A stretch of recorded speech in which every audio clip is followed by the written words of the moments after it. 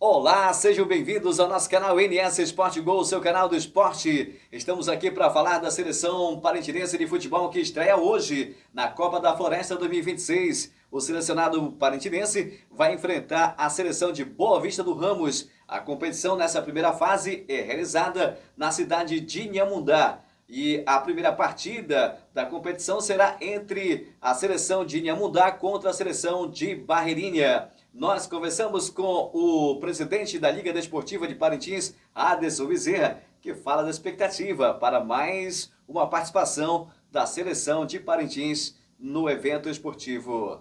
Boa tarde, Neucelino. Na verdade, a expectativa é muito boa. Vamos para enfrentar a cidade de Boa Vista do Ramos no segundo jogo, a partir das 8 horas da noite, deve ser.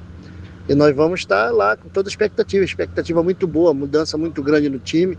Charlison Pinto aí começando um novo trabalho, aí realmente com muitas mudanças, muito mesmo. 4 jogadores apenas da seleção passada, o resto só menino novo chegando aí para mostrar o seu valor, para mostrar vontade, garra, e nós vamos com essa expectativa. Se Deus quiser, vai dar tudo certo.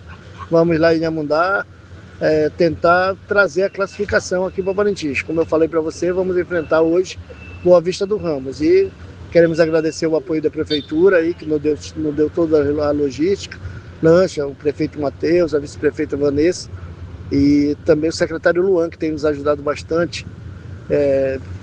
Tem todos os segmentos, vamos dizer assim, da nossa viagem, que tem ajudado, e nós estamos aqui na expectativa para fazer um grande jogo na cidade de Inhamundá. Se Deus quiser, amanhã, com mais tempo lá em Inhamundá, devo estar falando com você aí, para a gente conversar, e se Deus quiser, sobre a vitória de Parintins. Portanto, nós conversamos com o Aderson Bezerra, presidente da Liga Desportiva de Parintins, falando da expectativa para a estreia na competição, da participação de Parintins e mais esse evento esportivo que reúne várias seleções do interior do estado do Amazonas. Informação do esporte você acompanha aqui, nosso canal NS Esporte Gol, seu canal do esporte.